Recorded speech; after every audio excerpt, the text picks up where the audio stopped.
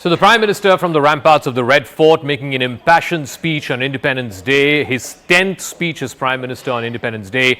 He's talked about a whole host of issues from hosting the G20, the Indian economic position, the sensitive issue of Manipur, tackling inflation, and of course the road to a Viksit Bharat or a developed nation by 2047. To talk about all this and more, I'm now joined by a very special guest on this very special occasion of Independence Day. Mr. Kiren Rijiju is the Honourable Minister for Earth Sciences, Government of India. Thank you very much, Mr. Minister, for speaking with us here on CNN News 18. So the Prime Minister, the big highlight, the big headline of his speech was how India needs to rid itself of the three evils of dynastic politics, corruption and appeasement.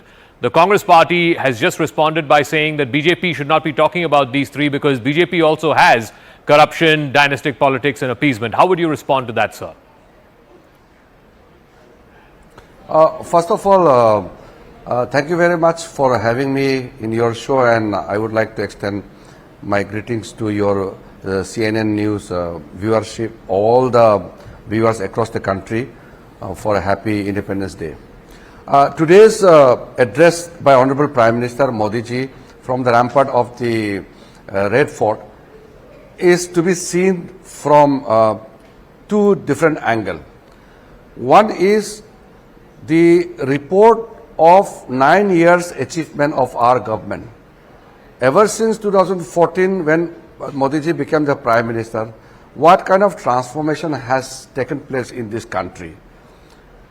There are too many things to talk about, from 11th rank to 5th rank in the world GDP, from the maximum digital success rate in the whole of the world is India, from maximum toilet construction, from houses, roads, bridges, airports, railways, so many things. So, in a way, it's a report card of 9 years completion.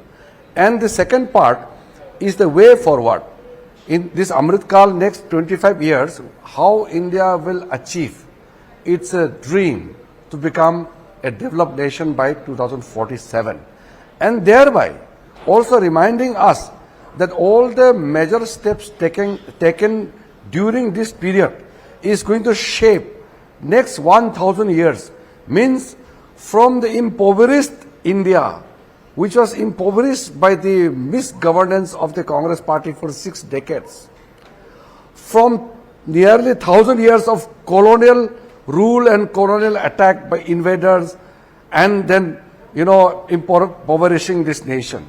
Next 1,000 years will be a time where India will be playing a leading role, not only as a prosperous and rich and powerful nation, but show a way forward how the whole globe, the whole world has to function, where India will play a leading role.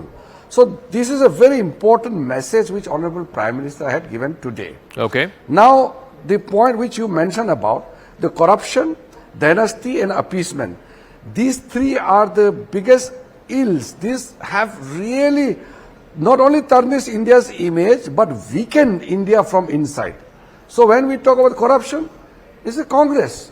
Congress and corruption, they are synonymous.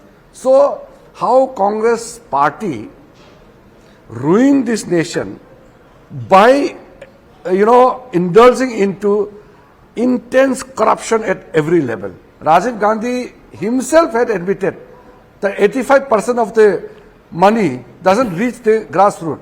So this is established, which Modi ji has totally done away with by transparency, by digital transfer of benefits, and so many other things which I don't want to take too much of time. Secondly, about the dynasty, that Congress party and some of this party, for them, a party is everything. Today, Mallikarjun Kharge may be Congress president. Adhir Ranjan may be Congress parliamentary party leader in Lok Sabha. But they all serve one family. For them, one family is everything. For Kharge, Mallikarjun, or chief ministers like the Rajasthan Chief Minister Gehlot ji, or Chief Minister of Karnataka, or anybody, for them, Rahul Gandhi, Sonia Gandhi, Priyanka Gandhi is everything. So for them, one family is above the country. So that is why we have to fight against this dynastic politics. Okay. And thirdly, appeasement.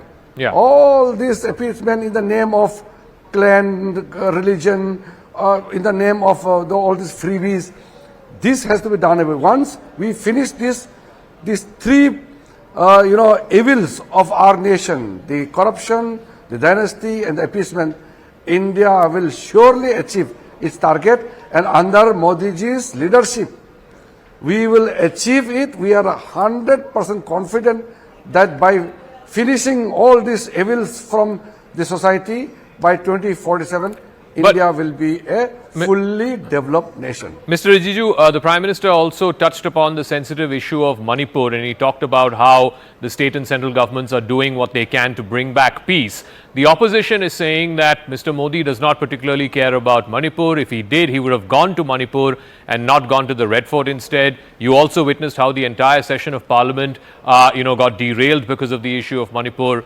What can you tell the people of Manipur and the viewers who are watching this broadcast now as to what is it that governments both at the center and at the state are doing to restore peace in Manipur? See, Jaka Jacob, you have raised very important issue, and this emotive as well as very sensitive issue. When the violence started in Manipur, we have been trying to re-establish peace. We are doing everything what is to be done. Our MOS home stayed for 23 days in Manipur.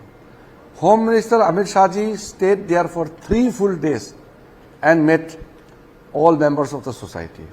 Prime Minister is monitoring closely all the things happening in Manipur. Please remember, this clash which is happening in Manipur is not between the terrorist organizations and government of India. It is a clash between two dominant communities of Manipur. It is a clash between Meitei community on the one side and Chin, Kuki, Mar, Zhou community on the other side.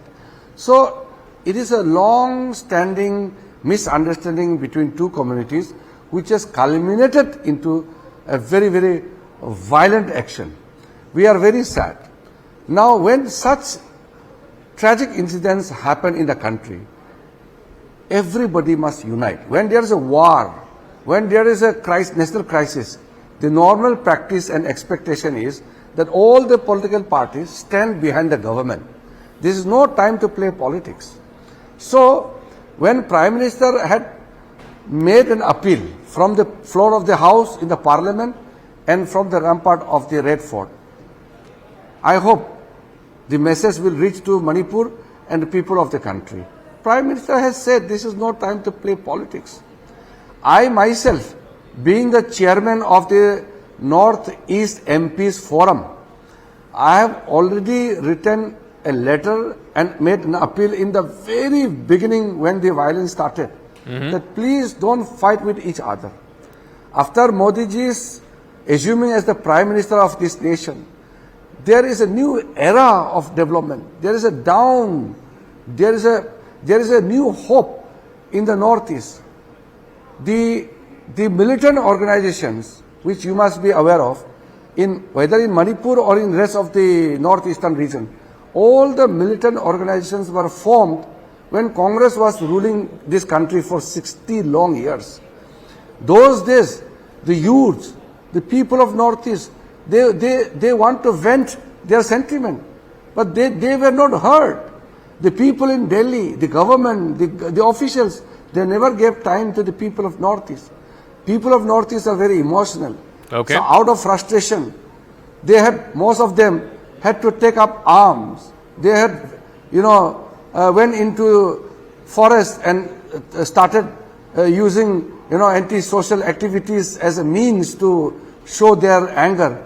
So after 2014, not a single militant organization was formed. After 2014 up till 2021, more than 8,000 militants have surrendered with weapons. Peace is returned to the Northeast because there is a government in Delhi which is talking to the people. Prime Minister Modi ji has given full priority to the Northeast. Today, Northeast, most of the regions are free from Armed Forces Special Powers Act. The incident in Manipur is not an arms uprising against government of India. It is a conflict and contest between two communities. That is why army cannot just go and fire, which Rahul Gandhi says, please use army and finish the violence in 24 hours. And Rahul Gandhi's words are very objectionable. He said this nonsense going on can be finished by army in 24 hours. How can a member of parliament like Rahul Gandhi use such words? But I am not surprised this comes from Rahul Gandhi. He doesn't have any concern and understanding for the country. He only works with the anti-India group. He works with those people who chant slogans to split Mother India. He works with the Khalistani sympathizers and anti-Indian elements who are working outside India.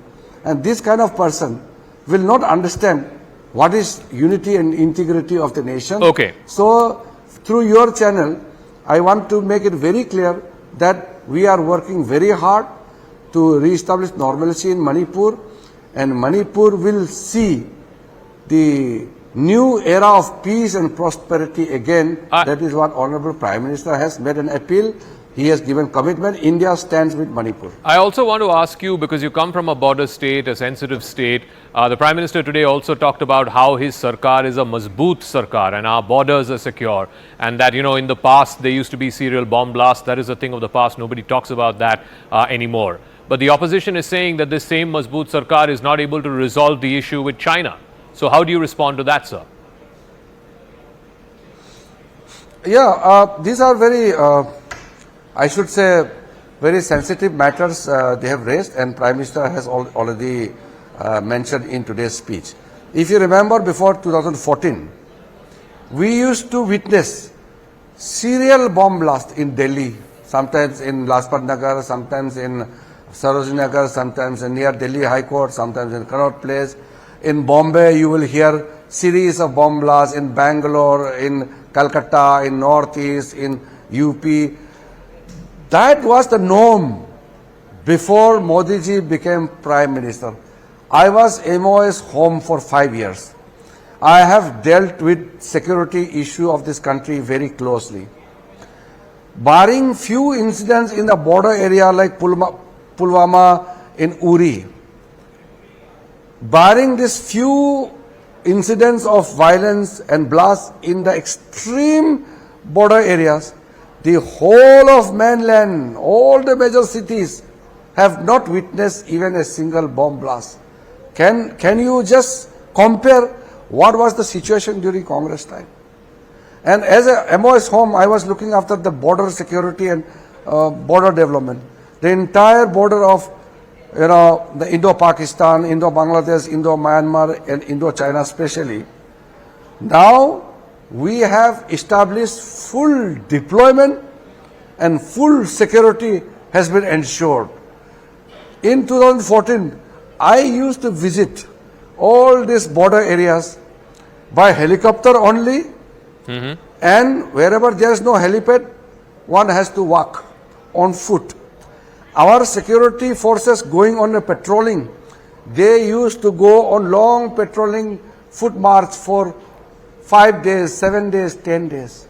Now every major point in Indo-China border area is fully connected with a proper road. They have been provided with the 4G network. There are lights being, connected. So with all these basic facilities, our borders are secured. The Congress people have no right to say, because their own senior former defense minister, A.K. Antony, I respect him a lot. He is a senior person from Congress party. He said on the floor of the House that not construction of any road and other basic infrastructure in the border area is the policy of the Congress party, because Congress party believes that not developing the border area is a best way to defend our own territory. The shameful policy of the Congress party is something which we condemn. I also come from the border area. Yeah. I condemn the Congress policy of not bordering the border development, and today Modi ji has transformed the entire developmental process in the border area, and the security of the nation is fully under control, and the country is a confident country, and nobody can dare to take any inch of Indian territory. Whatever disputes happening, our forces are standing there fully deployed. Prime Minister is very firm. We don't want to attack any other country. We don't want to snatch somebody's land, but we will also not allow anybody to encroach upon our territory. We are very clear about that. All right. Mr. Rijiju, as always, a pleasure speaking with you. Thank you very much for joining us on this occasion of Independence Day here on CNN News 18. Thank you.